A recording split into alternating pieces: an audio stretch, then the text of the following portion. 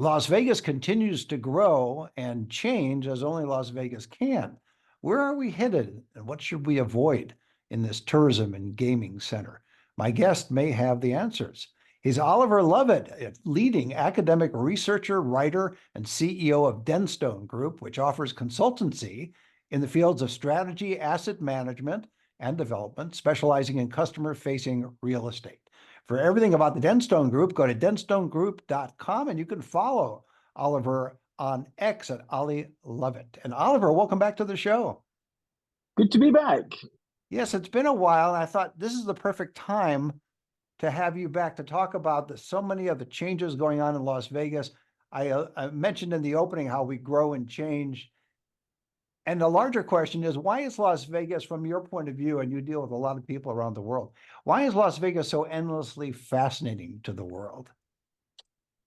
I think what's interesting, I saw a commercial on the news last night for some new city they're building in Saudi Arabia.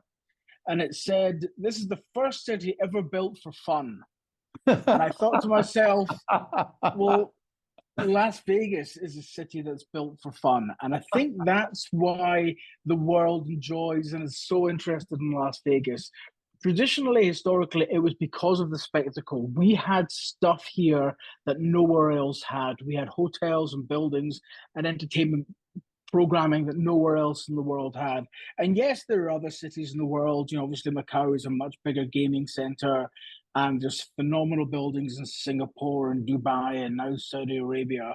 But there's something about the concentration and the quantum of entertainment, of experiential things within Las Vegas, particularly for adults, that make this city fascinating for so many. And I remember, I mean, this is going back 25, more than that, years, when I first came to Las Vegas, and we were staying in the Mirage because everything else was being built at the time. And they had tigers in the lobby. You know, how can you have a building this big with tigers? So that sense of spectacle it had a big impression on me and my own career. But I'm sure everybody that comes here has memories of their trips to Las Vegas, and I think that's why, so many people are interested, because of the emotional resonance and experiences that they've had here. And now we have the added features of sports, major league sports and sports teams and special events such as Formula One and, of course, the Super Bowl and others. So that adds another layer of fun and excitement to a city that, I hate to use the cliche, but it never seems to sleep. I'm paraphrasing, Yeah, I think you're right. I think two things have changed. Number one, so first of all, at the end of every cycle, of every recession, something new happens in Las Vegas, and the city gets re-energized again and re-relevant again. And in this case, we've got two. We've got sports and we have the Sphere. And I think, so Bill Hornbuckle said something relatively recently. He spoke at an event at the Economic Club of Las Vegas, and he said, America's divided. We're a divided country, but the only thing that really unites us is sport.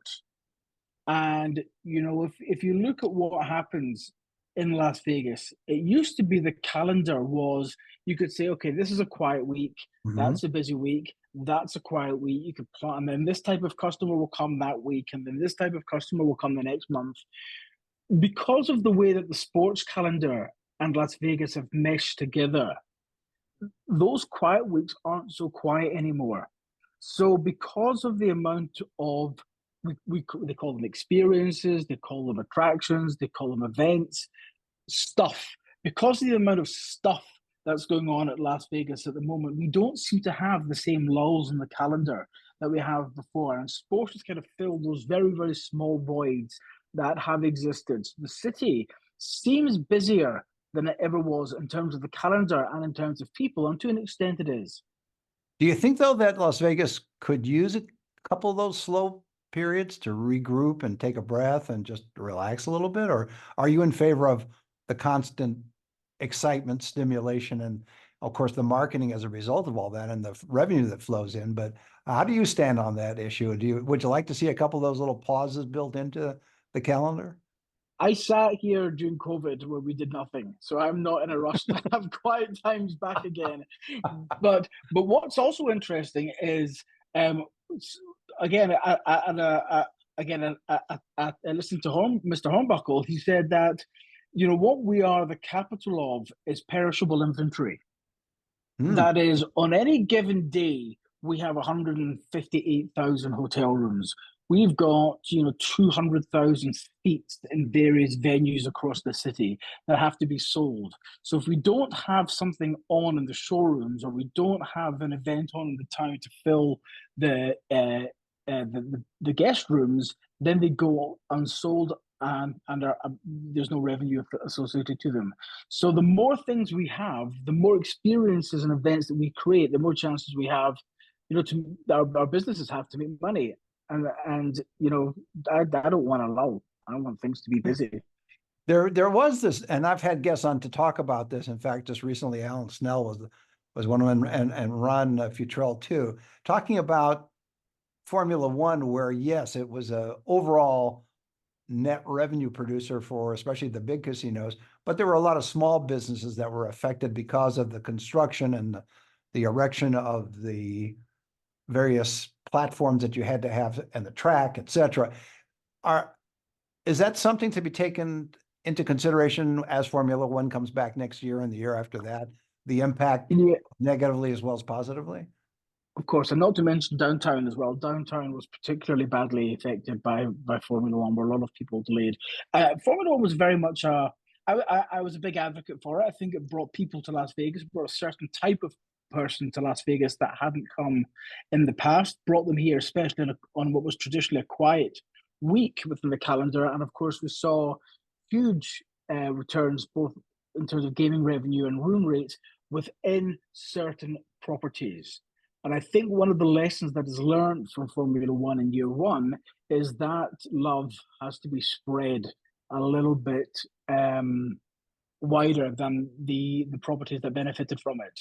So I think in years 2 and 3 and following years, that's something which will have to be taken into account by the organizers into how you bring more properties and more people into Formula One, rather than just that particular high-end demographic. Because Formula One in other cities, yes, a lot of wealthy people go to it and participate in it, but also, it's accessible.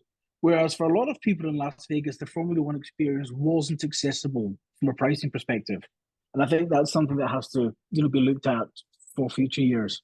And also, too, a lot of it was not really that accessible to people that wanted to logistically get there because of all the traffic and construction. And of course, the employees on the strip had an issue as well. So you're right, that has to be looked into. When you look at what's been going on from your vantage point, you're talking with clients all the time too, the changes that have gone on, the growth on the strip. And I'm just thinking even recently, relatively recently, the Sphere being a new attraction. It's an amazing attraction.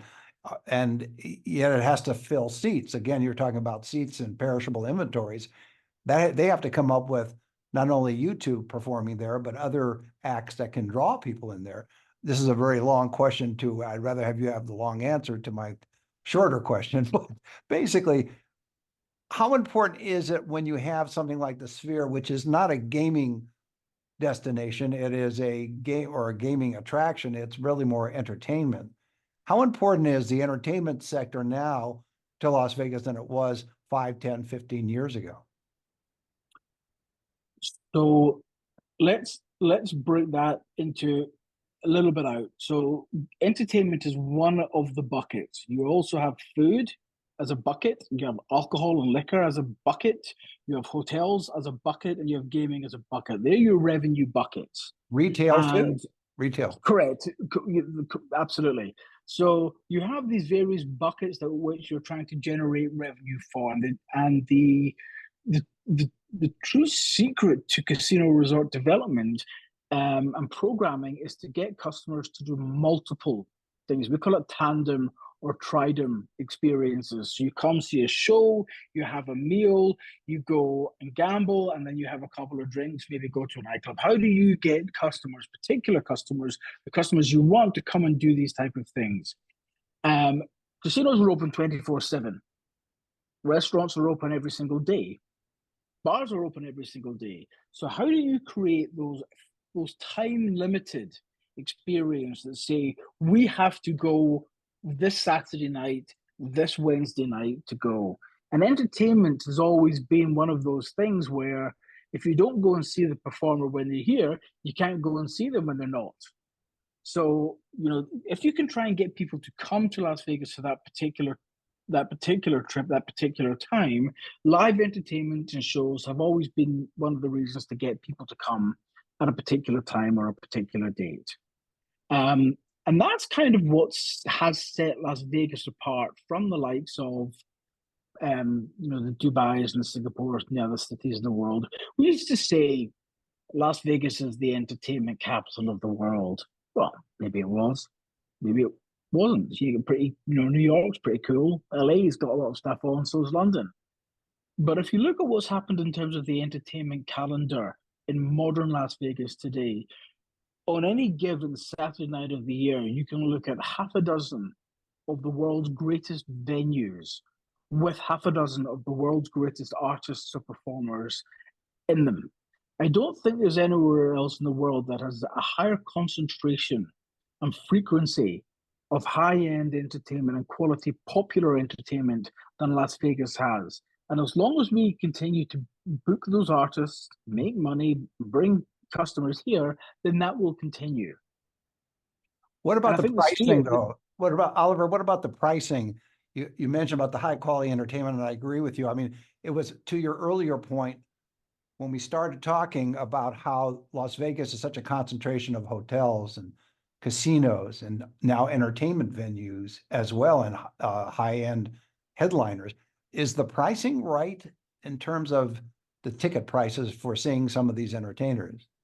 You've been to Broadway recently, or the West End, or the West End of London, right? So, I read a study and I was looking at some of the data of what's happened in terms of ticket pricing over the last, or what people have spent on tickets and shows over the last 10 years or so in Las Vegas.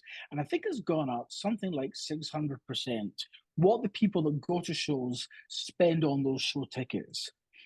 And I'm guessing if you put on a quality experience with an artist that people want to come and see, they'll pay the money to go and see it. And it's exactly the same in any other city with any form of entertainment. And certainly if you want to go to the Sphere and see U2, you're a U2 fan, you're going to see your favorite band and possibly the best live entertainment venue in the world. There is a premium to be paid for that experience. And if you don't want to go and see it, you don't pay it. I'd like to think of myself as relatively young-ish still. I went to see Frankie Valli. There's Frankie Valli tickets, $60. You want to go and see the Jersey Boys on, playing in Broadway, you're paying $150. So you can go and see the real thing, exactly. Granted, at a fraction of the price of what the production show would be. So, what's the value is what someone's prepared to pay for it. And I'd like to think, and again, if you look at what's going on in the city, that's only one of a handful of shows that one could go and see, ranging from $500-600 a ticket to 50. There's a range of stuff, and that's what I love about this city as much as anything else. As something to visit, as a place to visit and to live. There is so much to do at various price points. I mean, I was chatting to somebody from the UK today who's coming over in February and says, "Will I be able to watch this particular soccer game when he visits?" I said, "Not only can you watch it, you can go down to Circa in downtown Las Vegas, and it's not just the best place in the world to watch live sport. It's also the second best place in the world to watch live sport if you choose to go outside." So, there's so much that goes on in here, which is the best. And if you're prepared, and seeking those experiences, we have them. Yeah, I can see your point. The one part that sticks, and that may be because I'm prejudiced as a local. The one, and I understand what you're saying about ticket prices. The one part, and people will laugh, they do laugh when you talk about it as a local Las Vegan, and that has to do with the issue of paid parking on the Las Vegas Strip or even downtown, because for decades, locals parked, well, everybody parked for free in the casinos because they were already making their money from the various buckets you talked about earlier. Well, a new bucket evidently is parking for the casinos and the resorts. And it still roils the locals, not so much, I don't think the visitors from other states and cities, but locals get crazed with that. And it just seems to me that you're missing a bet by charging locals, because normally, as you know, Oliver, you would have business lunch at a casino because you take a client there and have a business lunch. Now you're having to pay for parking or pay a valet an enormous amount of money that you never had to do before. So you're going to end up going somewhere else instead. What's your take on that from, again, your perspective, which I value because of your experience in dealing with all these different issues?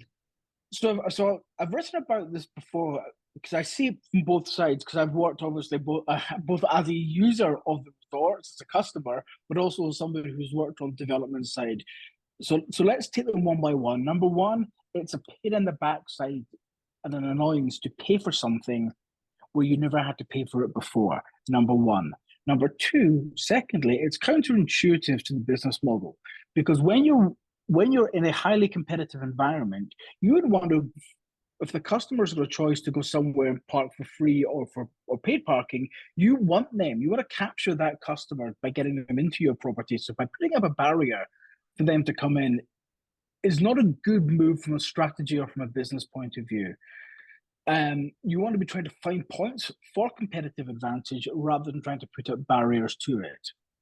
However, from the casino side, the cost to build a parking garage is somewhere between $20,000 to $30,000 per parking space.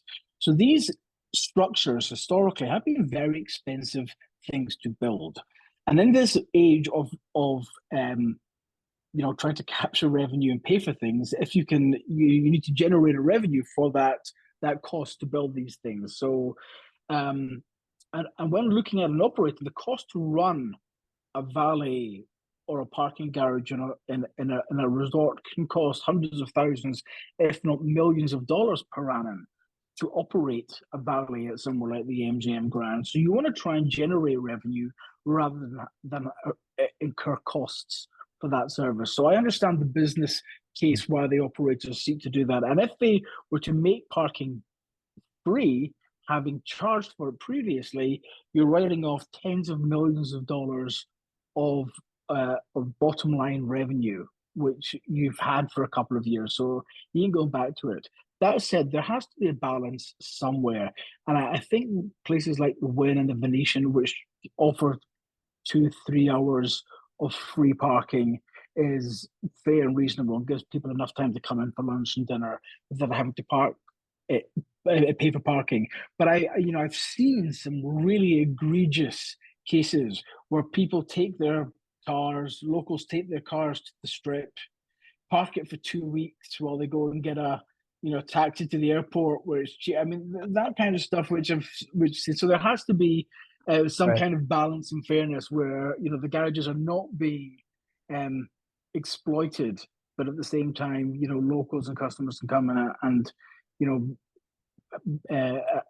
and use the services of the properties without having to pay for it. And I think most places now, if you have a player's card or of a certain, tier, you get some kind of free parking, and that play is rewarded. So I think we're kind of at this happy balance now, where it's commercially viable for the but also friendly enough for locals to park. And by the way, you don't have to come to the Strip. You want to go down to Red Rock or Durango or one of the Boyd properties. The local offerings are just as they're better now than I think they've ever been.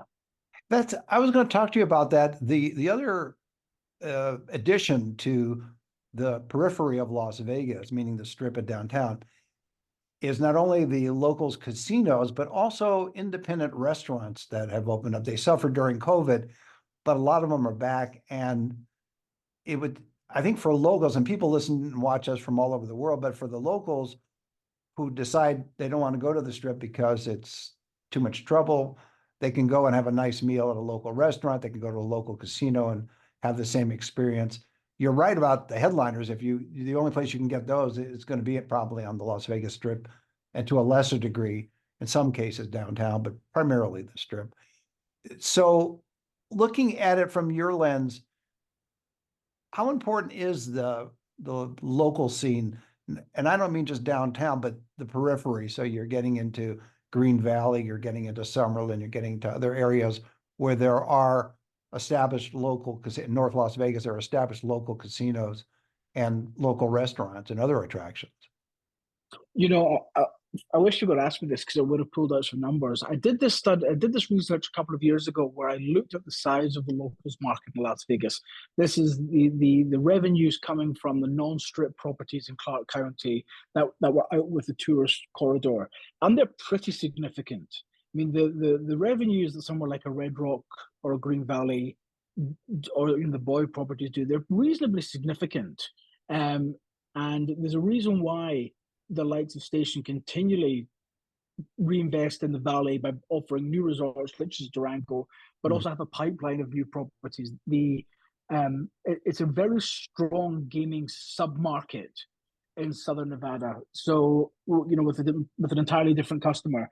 And again, I'm speaking at the International Casino Conference in London in February, where I'm looking at strategies for reinventing or repositioning casinos, what's going on the casino floor. And I look at the likes of the Durango, which I think has, you know, a couple of hundred rooms in it, but 15 or 16 restaurants or places to eat. And the way that that food and beverage offering has come together. So you can, you know, you can go there for a good evening and eat in, for example, the same restaurant or the same operator that is in the Arts District, in one of the, you know, the submarkets or in the suburbs. And increasingly, you're seeing a lot of those food and beverage operations that are coming out of the casinos and coming into central urban markets, moving into the suburbs as well. So locals in Las Vegas really are spoiled with the offerings that we have within. I mean, I'm serious. Yeah, no, I agree. I've traveled the country. I've looked at casinos in multiple markets. The food and beverage offering in a lot of them is not great. Whereas if you look at what's going on in a lot of places, especially in the Las Vegas market, you've got some really, really good restaurants. I'll give you another example. You know, we used to love going to the Thai restaurant that used to be on Flamengo. What's the name of it? The word of my mind's gone blank. What's the Thai restaurant? We moved into Red Rock. I'm also getting the same brain freeze. Yes, and now it's on Flamingo, but it used to be at the commercial center. Sahara, yeah. Oh goodness me! But you know, we don't have to come into the center of Las Vegas and deal Lotus with of traffic. Siam. Oh, thank you very much. You can go to Lotus and Red Rock and Summerlin without having to go into town. And it's a very good experience. So, you know, on one hand, when you talk about the car parking charges, it's something that, you know, we talk about that whole level of competitive strategy. It's something that the strip operators have done to themselves. You know, the strip operators have made it harder for locals, or barrier for locals to come into the strip, whereas the Boyds and the Stations of the world have said, thank you very much, we'll have that business. Exactly. I've got two questions left, and we have about 5-6 minutes, so hopefully we can get to both. But one is the recently opened Fontainebleau Hotel. Will that really change the dynamic of the northern part of the north part of the Las Vegas Strip, or is it going to be sitting there across from Resorts World, but the rest of that northern part's going to kind of just stay the way it is, or do you see that invigorating it? I remember when Steve Wynn opened the Wynn and then laterally the Encore, people said that property is too far north. You know? Yeah. And Wynn replied, you know, the property makes the destination.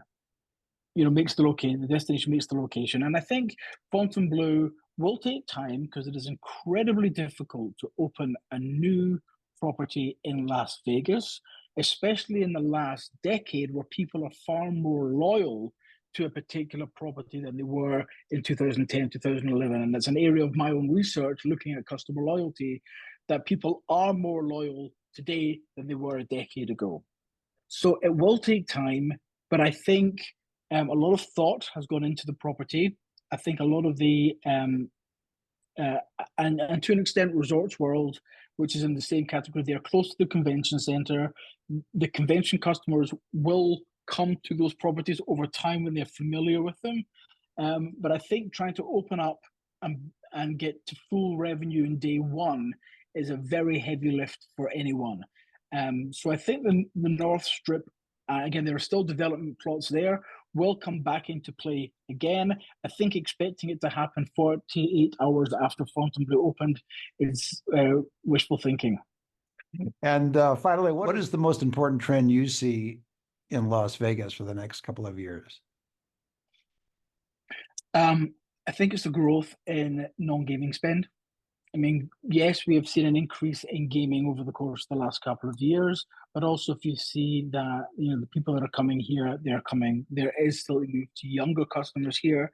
They're spending money on food and beverage and alcohol and luxury experiences. And I think as long as casino resorts continue to innovate their offering, I think people will continue to come here and spend more money. That is, the idea, the times of coming and getting a cheap buffet and a free room and cheap drinks are over. I think this is becoming a much more higher end destination on the whole. And I think people are prepared to pay for it if they see value in that high end experience, which currently they do. And you mentioned earlier the high end experience, especially of certain headliners, but also on the dining side, on the retail side, and on the gaming side. Correct. And if you compare the offering that you get in Las Vegas compared to New York or London or any other major city, this is still remarkably good value. You cannot get a hotel room in any major city in the world as good as you can in Las Vegas at the price that you can get it for in Las Vegas still. So it's not a discount destination, but for a lot of people, it's still a very good value break. And final question would be, are you optimistic or pessimistic about the future of Las Vegas? Knowing what No. So I was worried during COVID that people wouldn't come here anymore. I had genuine fears about the viability of the city. I'm not. I think if the city managers and the county and the operators continue to strategically think the way they are, you come back in 15 years' time and Las Vegas will be one of the most important cities in America. And our city will be the focal point in the US where people come together to do things, whether that is business tourism, sports tourism, or leisure tourism.